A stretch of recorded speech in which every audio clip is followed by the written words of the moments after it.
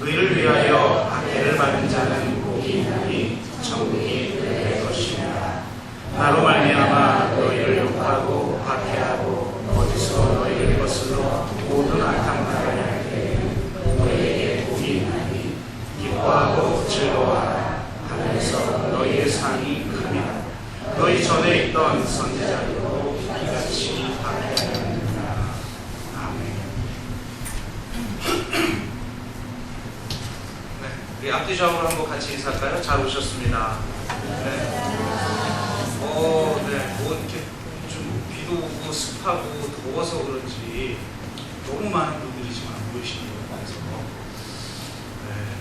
우리가 참 옛날에는 주일 성수나 이런 게 거의 신앙의 전부 같아서 목숨 걸고 지켰는데 요즘은 그런 것보다 좀 고차원적인 신앙의 추구가 우리가 있기 때문에 그런지 모르겠지만 이 주일 성수 부분이 좀 이렇게 좀 약화되는 것 같아요. 염려스러운 마음이 좀 있어요. 날씨나 형편에 의해서 이렇게 주일 출석하여 주일 앞에 예배드리는 이런 것이 약화되어져서 그것이 만약에 신앙의 전부인 것처럼 그렇게 이야기하는 것도 참 협소한 신앙이지만 그것을 무시하는 것도 기초를 단단치 않은 신앙생활이 될 수가 있어서 여러분들이 좀 여러 사정이나 날씨나 이런 것에 대해서 좌우되지 않고 주님을 잘 지키는 분들이 계시길 주의 이름으로 축복합니다. 늘 그렇지만 들어야 될 분은 안 오시고 안 들어도 되는 분은 듣고 이런 역설이 좀 있어요. 잘 오셔서 감사합니다. 사소한 것에 목숨 걸라라고 하는 책이 초대형 베스트셀러가 된 적이 있어요. 아주 오래전 일이죠. 그 당시에는 제가 웬만한 그 베스트셀러는 일부러 사서 읽던 그런 시절이었는데요. 요즘은 뭐가 베스트셀러 되고 있는지 이런 것도 잘 모르겠어요. 특별히 원하는 것들만 구해서 지금 보고 있기 때문에. 근데 베스트셀러다 보니까 저도 한번 사서 읽어봤어요. 사소한 것에 목숨 걸지 말라고 해놓고 내용이 참으로 사소하더라고요. 도대체 이런 가벼운 책이 어떻게 베스트셀러가 됐을까 이런 생각을 하면서 읽었던 기억이 있어요. 물론 그 즈음에 이 출판 시장의 문화가 막 바뀌기 시작했어요. 이전에는 괜히 막 어려운 책 안 읽어도 그죠? 손에 막 하이데어의 존재와 시간 읽지도 않아놓고 괜히 들고 다니고 막 이런 어떤 그런 낭만 같은 게 있었잖아요. 근데 이제 그런 것도 사라지고 아주 쉽고 재미있는 책 아니면 더 이상 판매가 되지 않는 그런 시대로 이렇게 약간 전환되는 그런 시기가 좀 있었어요. 그때쯤에 나온 책이어서 그러기도 하겠다 뭐 이런 생각도 해봤지만 저 나름대로는 이런 평가를 했었어요. 그 당시에 왜 이 책이 많이 팔릴까? 그것은 대부분의 사람들이 실제로 사소한 것에 목숨 걸고 있기 때문이다. 그러니까 실제로 우리의 삶이라는 게 아주 사소한 것에 목숨 거는 삶인 거예요. 그러다 보니 내가 왜 이 정도밖에 안 되나? 좀 사소한 것에 목숨 걸지 않고 살 수 없을까 하는데 사소한 것에 목숨 걸지 말라면서 사소한 것에 목숨 걸지 않을 수 있는 방법들을 아주 사소하게 우리 가르쳐 주죠. 너무 중하면 사실 오늘 설교가 약간 그렇게 될 가능성이 좀 있는데 너무 중하면 따라하기 어렵잖아요. 근데 사소하게 사소한 것에 목숨 걸지 않을 수 있는 방법을 가르쳐 주니까 아마 사람들이 쉽게 책을 샀던 게 아니겠는가 이런 나름대로의 평가를 해보면서 도대체 왜 그러면 사람들은 사소한 것에 목숨 걸까? 이런 생각을 해봤어요.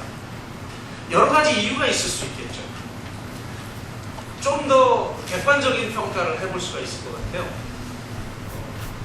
누군가에게는 사소한 것이 누군가에게는 굉장히 중요한 것일 수가 있어요.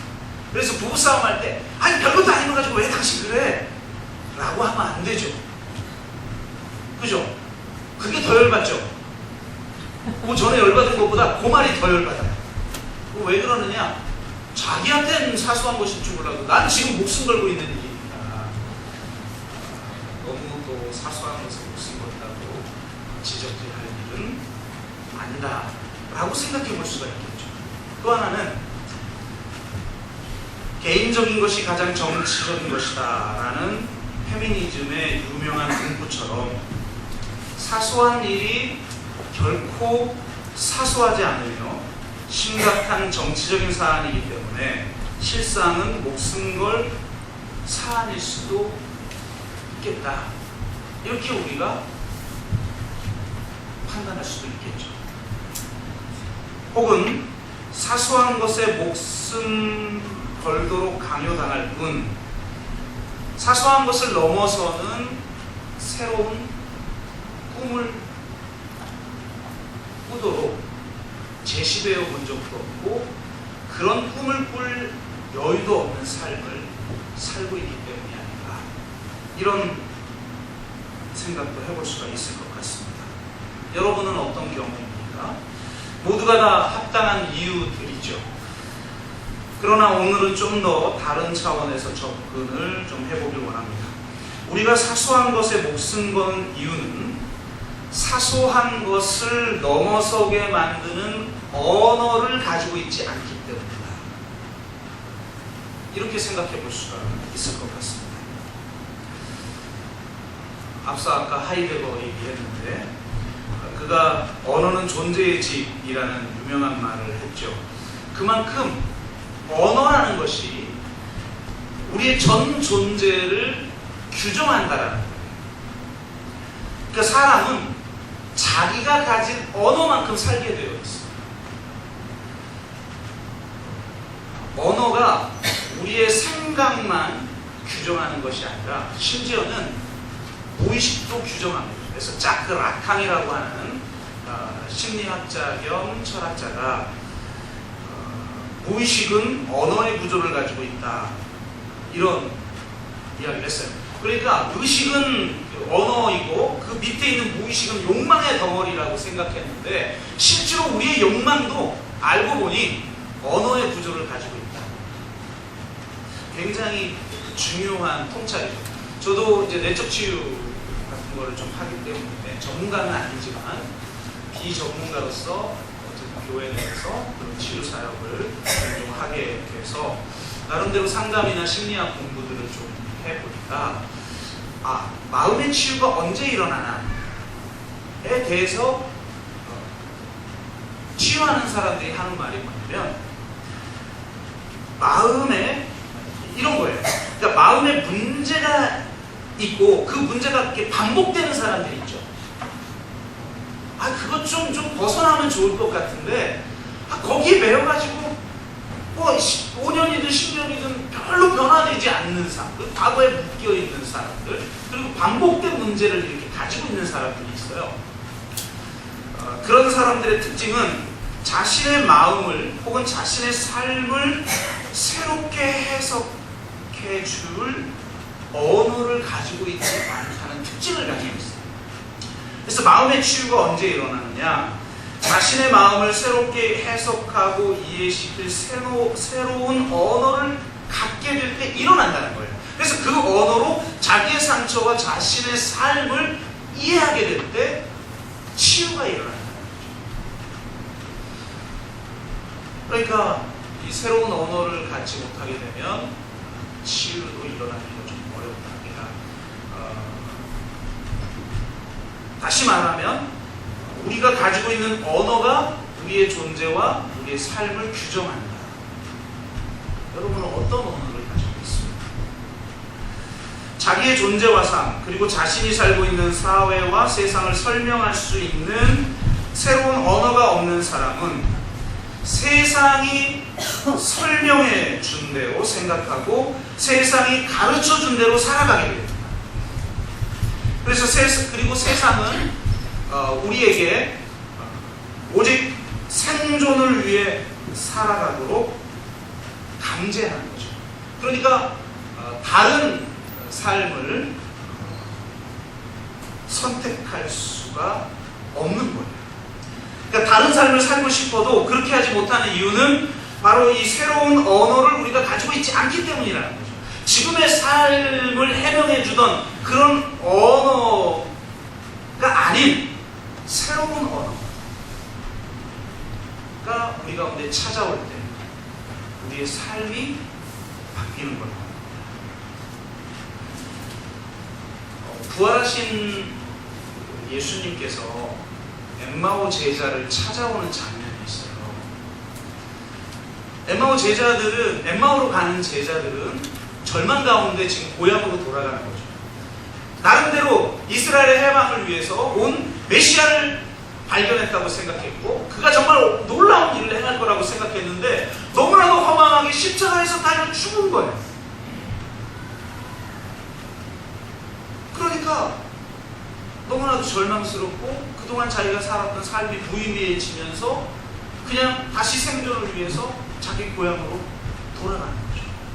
그런데 바로 그때 주님이 나타나셨어요. 바로 그때 주님이 나타나서 엠마오로 가는 제자들에게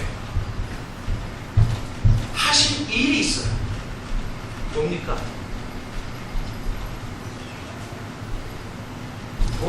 뭐 하셨죠?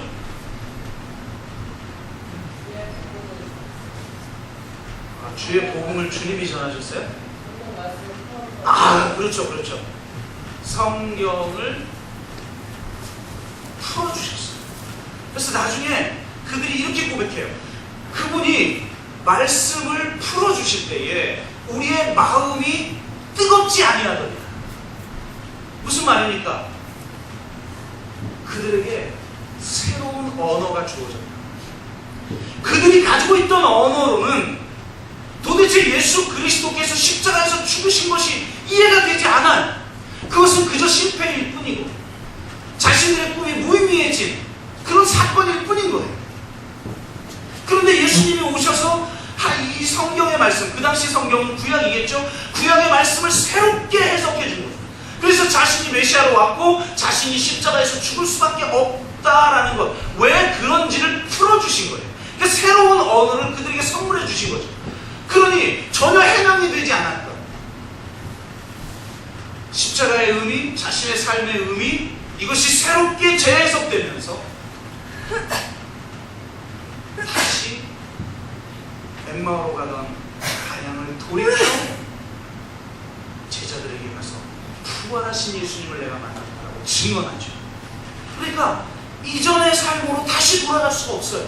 내가 새로운 언어가 생기면, 여러분, 우리가 그리스도인이 된다는 게 무엇입니까?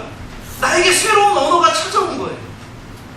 이전에 내 삶을 규정하던 그런 언어가 작동하기를 멈추고 이제 하나님의 말씀이 내 안에 살아 운동력이 있어서 새롭게 작동하기 시작해요. 내 삶의 의미가 달라져요. 나를 위해서 죽으신 예수 그리스도를 위해서 살아가는 삶으로 새롭게 바뀌어버려요. 의에 줄이고 목이 마르다라는 것은 무슨 말일까? 그것은 새로운 언어를 가지게 되었다는 의미입니다. 바로 하나님의 의라고 하는 새로운 언어가 우리에게 찾아온 거죠. 이 언어가 찾아오기 전까지는 오직 생존의 문제에 줄이고 목말라 했습니다. 사소한 것에 목숨 걸고 생존에 목숨 걸고 세상이 요구하는 대로 헛된 것을 욕망하며 살아가죠. 그런데 우리에게 새로운 언어가 찾아왔어요. 그 새로운 언어 때문에 우리는 하나님의 나라와 그의 의를 구할 수밖에 없는 새로운 줄임과 목마름으로 살아가게 됩니다. 이런 사람은 더 이상 헛된 것을 구하지 않고 하나님의 나라와 그의 의를 구하게 됩니다. 일반 종교인과 참 그리스도인의 차이점이 여기에 있죠. 아빌라의 성 테레사라는 사람이 이렇게 기도했다고 해요. 하나님, 내가 원하거나 구하는 것을 주심으로써 나를 벌하지 마소서.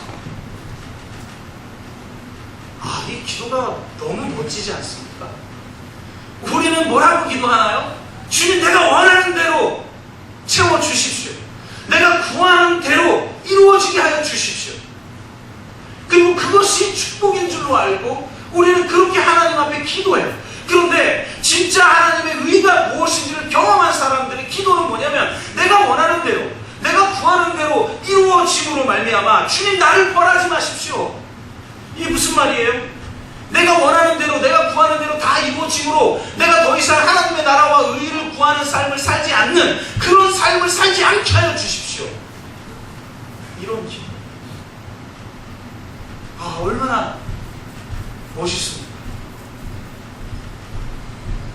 새로운 가치, 새로운 언어가 찾아온 사람들의 삶이, 기도가 다릅니다. 여러분은 무엇을 위해 살아가고 있습니까? 오늘 특별히 이 팔복의 결론을 이야기하면서 도대체 이 하나님의 의가 무엇인가, 그리고 도대체 그리스도인에게 주어진 복은 정말 무엇인가에 대해서 우리가 함께 나누면서 진짜 복, 그것을 누리고 살아가는 저와 여러분 되기를 주의 이름으로 축복합니다. 제가 예전에 팔복을 위해서 한번 이렇게 참고하기 위해서 읽었던 베스트셀러가 있었어요. 이 책의 저자는 미국에서 쓰는 책마다 베스트셀러가 되는 베스트셀러 작가 양대산맥에 속한 사람이에요. 우리나라에 이렇게 글 좀 쓴다는 분에게 당신의 글은 꼭 필립 얀시 같아요. 그러면 어마어마한 영광이 돼요. 그런 사람이 필립 얀시라는 사람인데, 그 사람과 쌍벽을 이루는 사람이에요. 이 책의 저자. 그래서 수많은 사람들이 그분의 글을 읽고 감동을 받고 은혜를 받는 분의 책이어서 제가 그 책을 참고하기 위해서 읽었는데, 읽는 내내 제 마음이 굉장히 좀 안타까웠어요. 왜 안타까웠냐면, 이 팔복을 해석하는 것도 철저히 개인적인 구원의 차원에서 해석하더라고요. 공동체도 없고 하나님의 나라도 없어요. 그냥 오직 내가 예수 믿고 나를 위해서 죽으신 예수님을 믿음으로 나타나는 복이라는 의미로 팔복을 해석해요. 그러다 보니까 이 8번째 복을 이야기하면서도 우리가 돌아갈 집, 즉 본향을 바라보며 사는 인생의 복에 대해서 이야기를 해요. 그러니까 이 세상은 내 집 아니니 우리가 진정으로 거해야 될 본향인 저 죽어서 가는 저 천국을 바라보면서 살아가는 그런 삶의 복에 대한 이야기를 하더라는 거예요. 대체 왜 그러면 이렇게, 그리고 또 이것에 대해서 우리는 너무나 많은 은혜를 받죠. 이게 무엇이 문제인가를 굉장히 지금 제가 얘기한 건 굉장히 은혜스러운 얘기를 지금 한 건데, 문제라고 하니 도대체 왜 목사님은 그렇게 말을 하지?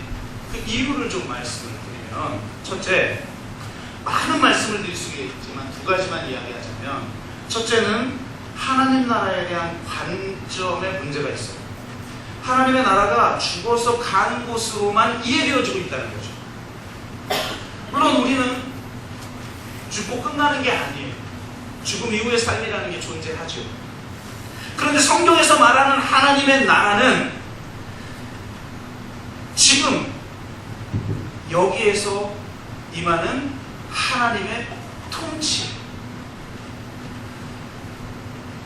그래서 제가 페어처치라고 하는 책에서도 이런 이야기를 했어요. 성경이 말하는 구원의 궁극적 목적은 죽음 이후의 삶이 아니다. 만약 그렇다면 우리는 죽음 이후의 삶만 바라보고 살아야죠. 저 천국 바라보면서 우리 죄인이기 때문에 그 천국을 갈 수 없는데 예수님이 십자가로 우리 죄를 쌓으셔서 나를 의인되게 하셔서 내가 저 천국에 갈 수 있는 티켓을 땄다.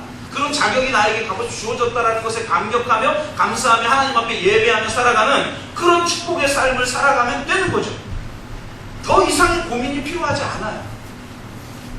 그런데 문제는 성경에서 말하는 구원의 궁극적 목적은 죽음 이후의 삶이 아니라 죽음 이후의 삶 이후의 삶이라는 거예요. 그것이 바로 이 땅 가운데 이루어질 최종적인 새하늘과 새 땅이에요. 그리고 그때 이루어질 새하늘과 새 땅이 놀랍게도 지금 여기에서도 너희 가운데 이루어졌다 라고 주님이 선포하고 있고, 예수 그리스도께서 십자가와 부활을 통하여서 바로 그 하나님의 나라를 지금 여기에서 출범시키셨다. 우리는 바로 그 하나님의 나라의 백성으로 부름을 받아 교회 공동체를 이루고 있는 거죠.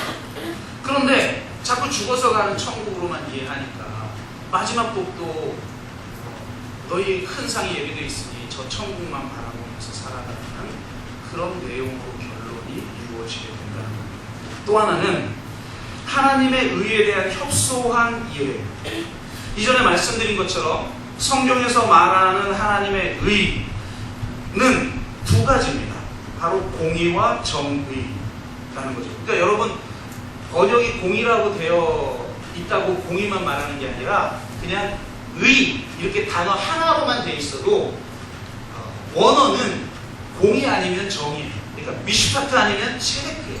그러니까 여러분이 읽다가 의라는 한 가지 단어만 나와도 이거는 미슈파트 아니면 체데크 둘 중에 하나인가 보구나 이렇게 생각하면서 읽으시면 되는 거예요. 그리고 대부분 그냥 의라고만 번역된 부분은 대부분 미슈파트일 가능성이 많아요. 그러니까 공의라고 우리가 해석하고 있는 그 미슈파트를 보통 의라고 한 단어로 해석하는 것이 굉장히 많아요. 이 두 가지죠.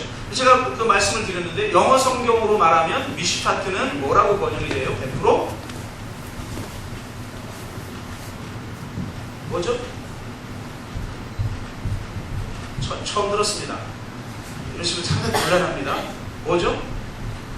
아니 성경에 지금 핵심 사상을 말씀을 드렸는데 이거는 그냥 이미 박혀야 있어야죠. 여기에. 그러니까 듣고 흘려버리면 그건 내 언어가 아니에요. 그럼 그 언어가 내 삶을 규정하지 않아. 그러면 변화는 일어나지 않아. 내 언어가 돼야 돼. 내 언어. 내 말이 돼. 말씀이 내 안에 육화되어버려요. 그러면 여러분 설명하자면 뭐냐면 미슈파트는 righteousness로 다 번역이 되어 있어요. 영어 성경 읽으시는 분들 찾아보시면. 그리고 그러면 체데크는 뭐라고 번역되어 있다고요? justice라고 번역이 되어 있어요. 그러니까 성경에서 말하는 하나님의 의는 우리가 정말 목말라하고 막 금주여하는 그 의는 바로 righteousness and justice. 로마서에 의하면 예수 그리스도께서 이 땅에 오셔서 십자가에서 죽으시고 부활하심으로 바로 이 righteousness와 justice인 하나님의 의를 이루시고 아무 자격이 없는 우리에게 그 하나님의 의를 선물로 전가시키셔서 우리가 오직 믿음으로 의롭게 되어 의인이 되어 하나님의 백성이 되는 거예요. 아멘. 근데 문제는 뭐냐면 이 의가 한국교회에서 선포하는 이 의는 righteousness에 대한 온전한 의미와 이 justice라고 하는 것의 온전한 의미로 받아들여지는 것이 아니라 오직 둘 중에 하나만 선택하고 있는데 바로 righteousness만 선택하고 있다. 실제 신약 번역도 righteousness라고 되어 있는 게 있어요. 그리고 그 righteousness라고 하는 것도 그냥 개인적 올바름이에요. 내가 올바르고 싶어도 죄인이기 때문에 올바름을 가질 수 없는 내 나인데 예수 그리스도께서 그 righteousness, 개인적 올바름을 온전히 성취하셔서 그 의를, 하나님의 의를, 하나님으로부터 난 의를 은혜로 우리에게 선물로 주셨다는 거예요. 틀리진 않아요. 그런데 온전하지가 않죠. 내 개인적인 올바름의 의미로만 라이처니스를 성경은 이야기하잖아요. 성경에 보면요, 라이처스의 의미가 막 풍성하게 드러나요. 예를 들면 억울하게 죽은 아벨의 핏소리가 들리죠. 그 아벨의 핏소리가 하나님 앞에 신원할 때 그 신원을 들어주시는 걸 뭐라고 하냐면 미슈파트라고 해요. 여러분, 예수님이 그 과부의 기도에 대한 이야기를 하죠. 과부가 억울해요. 그래서 불의한 재판장에 찾아가요. 근데 뭐 때문에 들어준다고요? 그 불의한 재판장이 강청함으로 들어줍니다. 하물며 하늘에 계신 너희 아버지께서 너희 원한을 풀어주시지 아니하였느냐. 이게 뭐예요? 미슈파트, 라이처니스죠. 이 과부가 너무나도 억울한데 이 억울함을 풀어줄 데가 없어서 하나님께 탐원하면 하나님이 그것을 실현하여 주시는 걸, 이걸 미슈파트라고 합니다. 그리고 내 힘으로 의를 이룰 수 없어서 죄를 질 수밖에 없는 연약한 자에게 바로 이 하나님의 의라는 선물을 주심으로 이전에 내 힘으로 할 수 없었던 그런 삶에서 돌이키게 만드는 거예요. 이걸 미슈파트라고 얘기합니다. 정말 저스티스는 더 이상 설명할 필요도 없는 것이죠. 그러니까 바로 이런 하나님의 의를 총체적으로 이해해야만 이 팔복의 의미가 어마어마한 의미로 내게 다가와서 이 팔복을 읽을 때마다 막 가슴이 뛰고 이 팔복을 읽을 때마다 새로운 언어가 나를 자극하여서 현실에 안주하고 있으려고, 현실의 중력이 나를 끌어당기는데 그 중력을 이기고 정말 하나님의 사명을 향한 비상이 이루어질 수 있게 하는 것, 이게 새로운 언어가 갖는 힘이에요. 이것이 하나님의 의가 갖는 힘이죠. 이것을 바로 우리는 십자가와 부활을 통해 경험한 거예요. 그래서 이전의 삶으로 더 이상 돌아갈 수 없는 그런 삶, 그런 삶을 살게 됩니다. 새로운 꿈을 꾸게 됩니다. 여러분, 성경 읽으면 그 말씀이 내 말씀이 됩니까? 막 가슴이 뜁니까? 저는 영적으로 침체되면 목사도 하나님의 말씀을 멀리해요. 심지어는 참 연약하죠. 이렇게 막 좋은 설교만 하니까 위대해 보이지. 여러분, 살아보세요. 참 연약해요. 그래서 괜히 힘드니까 그냥 그 힘든 거 정당하려고 남 탓하고 성도 탓하고 안 되나 보다 그러고 막 그러면서 말씀을 멀리 하죠. 그런데 그런 하나님이 저를 찾아오셔 자꾸 노크해요. 문을 열라고 노크해요. 그럼 다시 나의 안에 이미 심어놓으신 그 하나님의 언어, 새로운 하나님의 그 말씀이 저를 자극하고 다시 새로운 꿈을 꾸게 하고 다시 우리를 이끌고. 여러분, 이사야서의 비전을 읽을 때마다 흥분되지 않나요? 메시아를 통해서 성취될 나라에 대한 비전을 이사야서에서 수도 없이 제시하고 있는데 그 중에 가장 유명한 거 이런 거잖아요. 독사굴에 어린아이가 손 놓고. 그런 세상에서 살고 싶지 않아요? 내 자식 마음대로 내놓을 수도 없잖아요. 이 위험사회에서, 이 사회를 지금 위험사회라고 사회학자들이 이야기하고 있는데 세월호 참사를 딱 경험하고 나니까 더 그렇지 않아요? 못 내놓겠잖아요. 못 내놓겠으니까 부모들이 그냥 붙잡고 애들 붙잡고 사니까 힘들어 죽어. 근데 어린아이가 독사를 손을 놓고 괜찮은 세상이 온다. 사자와 어린 양이 함께 뒹구는 세상이 온다. 강한 자와 가장 연약한 자가 함께 뒹구는 그런 세상이 온다. 모든 무기들이 낯으로 쟁기로 병하고 다시는 전쟁을 연습하지도 아니하는 그런 세상을 만들기 위해서 예수 그리스도가 이 오셔서 자기의 생명을 십자가에 내어 주셨다. 그래서 정말 새로운 세상을 출범시켰다.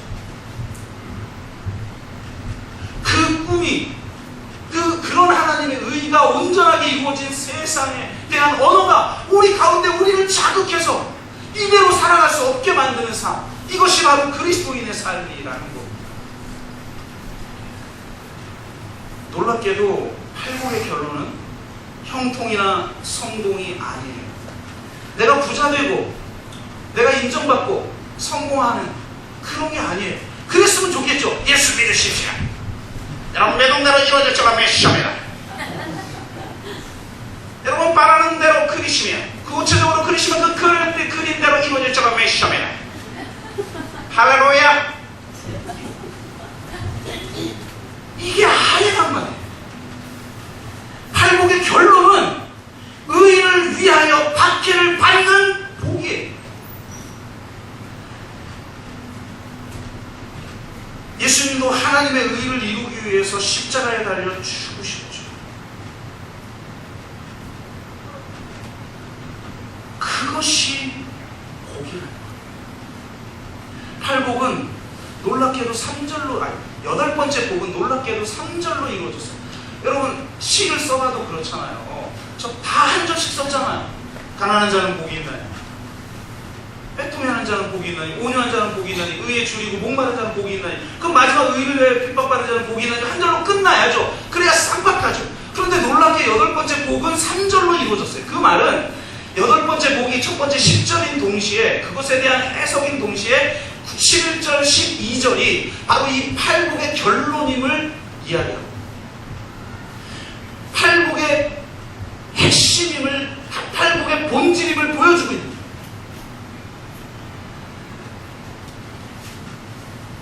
놀랍게 우리를 향해 박해받는 것이 복이라고 말을 하고, 박해받을 때 기뻐하고 즐거워하라 이렇게 얘기합니다. 실제로 제자들은 그러했습니다. 사도행전 5장 40절 41절은 이렇게 기록되어 있어요. 그들이 옳게 여겨 사도들을 불러들여 칠칠하며 예수의 이름으로 말하는 것을 금하여 놓으니 사도들은 그 이름을 위하여 능욕받는 일에 합당한 자로 여기심을 기뻐하면서 떠나니라. 내가 예수의 이름 때문에 핍박받는 것이 너무나도 기뻐서 하나님을 찬양하면서 교회를 떠났다는 거예요. 우리가 진짜 복을 받은 자인지 아닌지 알 수 있는 것은 우리가 어떤 핍박도 두려워하지 않고 있는가, 바로 그겁니다. 하나님의 의를 선물로 받은 자들은 하나님의 의를 구하고 하나님의 의를 위해 살아갑니다.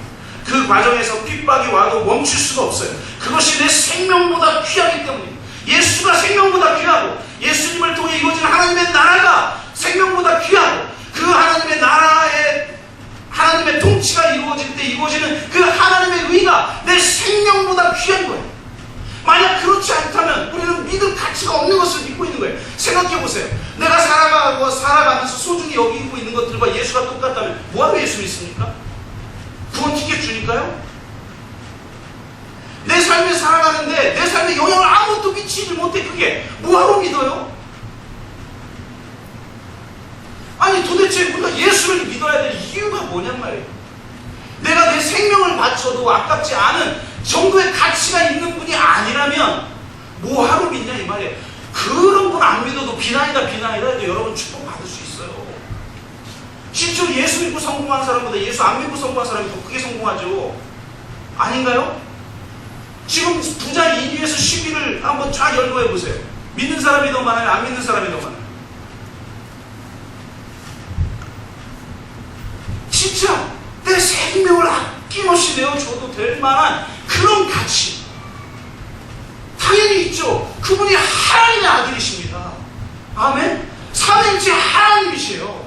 그분이 이 땅에 육신을 입고 오셔서 전 삶을 우리에게 들이주셨고 정말 자신의 생명을 십자가에 내어주시면서 하나님의 나라를 출범시키시고 하나님의 의를 온전히 성취시키셨어요. righteousness와 justice를, 공의와 정의를 온전히 실현하셨어요. 왜 실현하셨어요? 하나님의 사랑 때문에. 정의와 사랑은 분리된 게 아니에요. 정의는 사랑의 실천이 외적 표현이고, 사랑은 정의의 근원적 원동력이 되는 거예요. 그 하나님의 사랑 때문에 이 땅에 하나님의 의를 이루기 위해서 그분이 자신의 생명을 내어주셨어요. 그 은혜로 말미암아 말미암아 우리가 하나님의 백성이 됐는데, 하나님의 백성은 하나님의 통치를 승인하며 살아가는 백성인데, 우리의 삶이 과연 그러냐? 그 모든 것을 생명보다 더 귀하게 여기고 있는가? 그리고 정말 그렇게 여기기 때문에 그것을 하지 않고는, 그래서 그게 너무나도 목마르고 너무 줄이기 때문에 내가 의를 위하여 살아갈 수밖에 없는, 그것을 하지 않으면 내가 죽을 수밖에 없는 어떤 가치와 어떤 사명을 내가 발견한 게 아니냐. 하나님은 그런 삶을 우리에게 주고 싶은 거예요. 내가 세상에서는 못 배웠고 덜 가진 사람일 수 있어요. 부족한 사람일 수 있어요. 저도 그런 컴플렉스가 엄청 많은 12식 덩어리였던 사람이에요. 그 12식 덩어리였던 사람이 이 세상의 가치로는 비교조차 할 수 없는 하나님 나라의 가치, 예수님이라는 가치를 발견합니다. 내가 얼마나 소중한 존재인지를 알고, 내가 살아야 될 삶의 가치가 얼마나 위대한 것인가를 알고, 이전 삶으로 돌아갈 수 없는 새로운 삶을 살게 됩니다. 라이너 마리아 릴케에게 한 시 쓰는 친구가 찾아와 이런 질문을 던졌다고 해요. 내가 시인인지 아닌지를 좀 판별해 주게. 우리 식으로 말하는 거예요. 저 진짜 그리스도인인지 아닌지 좀 판별 좀 해주시면서 이렇게 좀 찾아오는 성도님이 있으면 좋겠어요. 긴지 아닌지도 모르고 대충 살아가지 마시고. 그런 고민이 있는 거죠. 그런 고민이. 그래서 라이너 마리아 릴케에게 찾아와서 물으니 그가 이렇게 대답해요. 자네가 그렇게 궁금하거든. 깊은 밤에 일어나 자문해 보게. 내가 시를 쓰지 않으면 죽을 수밖에 없는가? 이 물음에 그렇다라고 대답할 수 있을 때 글쓰기를 자네의 삶의 중심에 두고 다른 것들을 비워내게. 이것이 자네 생의 가장 절박한 근거와 증거가 되어야 하네. 그 후에 모든 순간은 그 자각에 근거한 일상으로 변해가네. 왜냐하면 쓰지 않고는 살 수 없기 때문이지. 내가 쓰지 않고는 죽을 수밖에 없는가? 라고 하는 질문에 대해서 예! 라고 대답하면 그것이 내 전 삶을 규정하게 된다. 사도 바울은 고린도전서 9장 16절에서 이렇게 말합니다. 내가 복음을 전할지라도 자랑할 것이 없음은 부득불할 일입니다. 만일 복음을 전하지 않으면 내게 화가 있을 것이리로다. 남 앞에 자랑하려고, 무슨 상급 받으려고, 그래서 어떤 의무감에 그래서 전도를 하고 성경한 게 아니라는 거예요. 그러니까 복음을 전하지 않고는 살 수가 없기 때문에. 시인이라면 시를 쓰지 않고는 죽을 수밖에 없어야 하고, 화가라면 그림을 그리지 않고는 죽을 수밖에 없어야 하고, 설교자라면 설교하지 않고는 죽을 수밖에 없고, 전도자라면 복음을 전하지 않고는 죽을 수밖에 없어야 하는 것입니다. 내가 그것을 하지 않고는 죽을 수밖에 없는 것, 그것을 하나님이 은혜로 선물로 나에게 주셨다. 그것을 하지 않고는 죽을 수밖에 없다는 그 고백, 이야말로 그것을 위해서 모든 것을 포기할 수 있게 만듭니다. 내 안정된 삶, 내 가족, 내 직업과 생계, 내 명예와 지식, 내 취미와 기호, 내 욕망과 계획, 심지어는 자기 생명까지도 포기할 수 있도록 만든다는 거예요. 그것이 바로 복이라는 거예요. 여러분, 남들 다 얻을 수 있는 그런 복 하나님이 우리에게 주시죠. 물론 그것도 주셔요. 왜냐하면 너희가 그의 나라와 그의 의를 구하라. 그리하면 이 모든 것을 더하여 주시리라 했으니 분명히 그런 차원의 것도 우리에게 주실 거예요. 그런데 하나님은 그런 복, 그건 다 이방인들이 구하는 거야. 너희들이 진짜 구해야 될 것은 하나님의 나라와 의를 구하는 거야 라고 말씀하시죠. 진짜 이 세상이 구하는 것이 아닌 것, 내 생명을 바쳐서라도 그분을 위해 살 수밖에 없도록 하는 그 가치, 그것을 간직하고 그것을 누리는 축복, 이게 바로 우리에게 주시는 하나님의 복인 줄로 믿습니다. 성공이나 부자가 되거나 하는 그런 축복, 의를 위해 박해를 받는 것을 두려워하지 않아요. 그런 복, 그 복이 나에게 주어졌다고 생각해 보세요, 여러분. 얼마나 놀라워. 내가 왜 사소한 것에 목숨 거는가? 왜 내가 내 미래가 불확실하다고 해서 그것 때문에 절망하는가? 내가 그것을 넘어서는 언어, 내가 그것을 넘어서는 하나님의 말씀, 내가 그것을 넘어서는 하나님의 비전, 내가 그것을 넘어서는 그 가치를 내가 경험하지 않고 살아가고, 여러분 가운데 하나님이 그런 복을 주시길 원합니다. 실족, 그냥 부자가 되고 건강하고 평통한 축복이지, 박해를 받는 거, 그거는 주님 목사님 같이 특별한 분들만 주시옵소서.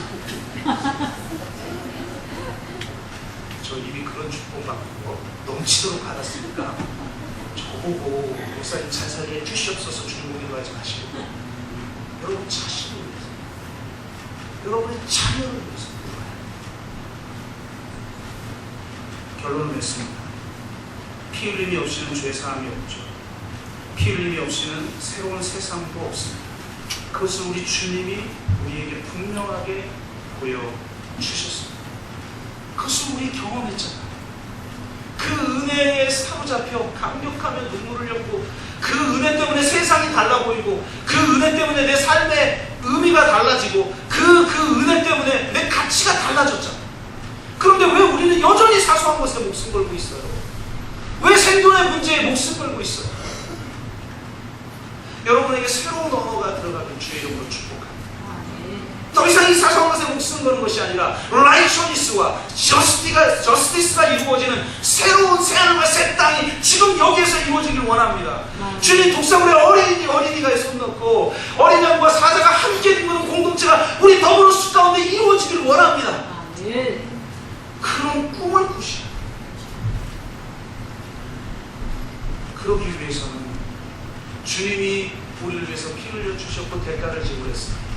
나는 믿기만 하면 된다. 그런 신앙은 성경에 없습니다. 주님께서 우리를 향해 자기 십자가를 지고 자기를 부인하고 나를 따르라고 말씀하셨습니다. 사도 바울은 그리스도의 남은 고난을 내 육체에 채우려고 한다고 말씀하셨습니다. 부활의 영광에 참여하기 위해 내가 그분의 고난에도 참여한다고 말하고 있습니다. 테레사 수녀는 이렇게 말합니다. 고난이 따르지 않은 일은 사회의 사업이나 매우 선하고 유익한 일은 될 수 있으나 예수 그리스도의 사역은 될 수 없고 구원의 일부도 될 수 없습니다. 아멘. 이 피 흘림이 있는, 이 고난이 있는 그 삶을 통해 새로운 세상을 봅니다. 그저 즐기고 사소한 것에 목숨 걸고 생존의 문제에 자기 목숨 거는 그런 삶을 살면 그 언어가 규정하는 삶을 밖에는 살 수가 없습니다. 여러분, 주님이 대가를 지불했으니 끝나는 게 아니에요. 제가 예전에 7일 금식을 하며 하나님 앞에 능력을 달라고 기도한 적이 있습니다. 물론 그 기도를 하기 전에도 다른 좀 이렇게 객관적으로 평가하자면 다른 목사님들보다 이렇게 막 치유도 많이 일어나고 좀 기적 같은 것들도 좀 많이 일어나고 그랬던 편이에요. 그래서 교구를 초월해서 이렇게 저한테 몰래 찾아와서 기도를 받는 분들이 종종 있었어요. 그런데 성경을 읽어보니까 와, 성령의 역사가 일어날 때는 그 정도는 아무것도 아닌 거예요. 그래서 주님, 어차피 주님을 위해서 주님께 쓰임받는 목회자가 되려면 이 성경에 나타난 사도처럼 주님 그렇게 쓰임받기를 원합니다. 그러면서 정말 막 피터지게 기도를 했던 거죠. 그렇게 기도하는데 능력을 달라고 기도하는데 제가 아시잖아요. 한 끼 굶어도 땅이 꺼지고 짐승으로 돌변하고 그런 존재가 7일 금식했다는 것, 도대체 그 능력과 은혜 없이 안 된다는 걸 알고 기도한 거죠. 그런데 주님이 저에게 찾아오셨어요. 그동안 저에게 인격적으로 찾아오신 주님은 도대체 간단하게 표현할 수 없는 사랑과 은혜의 눈빛으로 저에게 찾아오셨어요. 너무나 영광스럽게 찾아오셨어요. 제가 신학교 가게 된 이유도 그 하나님의 손, 황금빛 나는 찬란한 손이 내려와서 황금빛 나는 성경책을 이렇게 펼치시면서 저에게 사명을 주셔서 제가 이과에서 문과로 바꿔서 신학교를 간 거거든요. 그 이후에 경험한 하나님은 다 그런 하나님이었어요. 근데 그 기도를 하는데 주님 능력 달라고 기도하는데 주님이 찾아오셨는데요. 그날은 십자가에 달린 채 찾아오셨어요. 너무나 애처로운 눈빛으로 저를 바라보시는데 그 눈빛을 잊을 수가 없어요. 오늘 예배 직전에 부른 찬양이 있죠. 그 찬양에 있는 가사 그리고 주님이 십자가에 달린 채 애처로운 눈빛으로 저를 바라보면서 이렇게 말씀하셨어요. 내가 너를 위해 피 흘려 죽었고 넌 나를 위해 무엇을 하느냐. 그 눈물이 그 말씀 이게 저를 완전히 불복시켰어요. 의자에 앉아있을 수도 없어서 예배당인데도 그냥 주저앉아서 바닥에서 가슴을 치고 헌신의 소원을 했어요. 그때 제가 깨달은 게 있어요. 아, 나는 능력을 달라고 기도했지만 정작 그 능력을 담을 헌신의 그릇도 준비되어 있지 않았구나.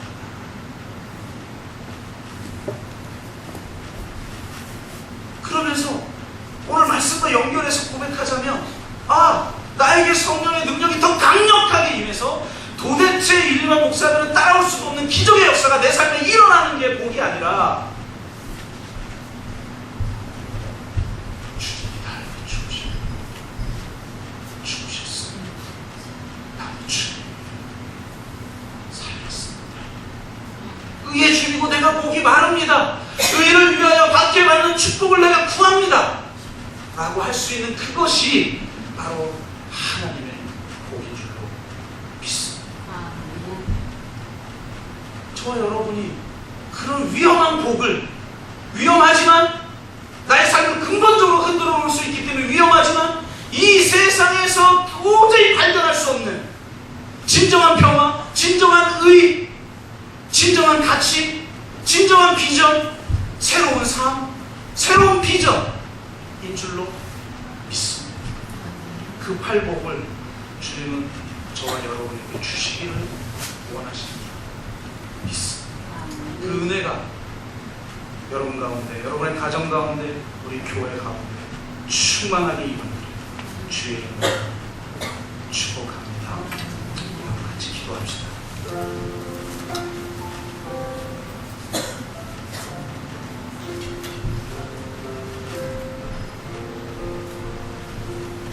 내가 너를 위하여 피 흘려 죽었구나.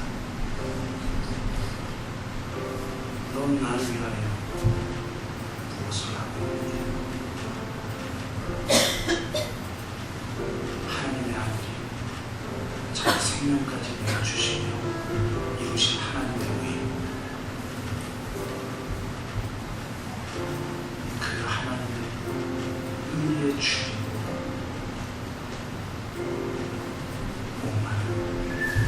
삶을 살지 못하고 하나님의 의를 위하여 받게 받는 것도 두려워하지 아니하며 도리어 기뻐하고 즐거워하는 바로 그 복, 그를 너희에게 주었건만 넌 무엇을 하느냐. 사소한 것에 목숨을 짜증내고 원망하는 나를 탓하는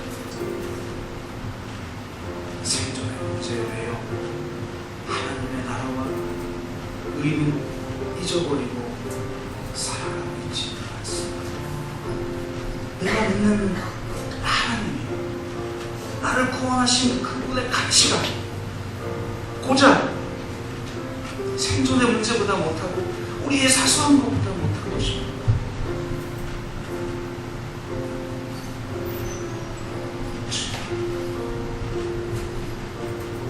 주여 나를 죽으셨습니다.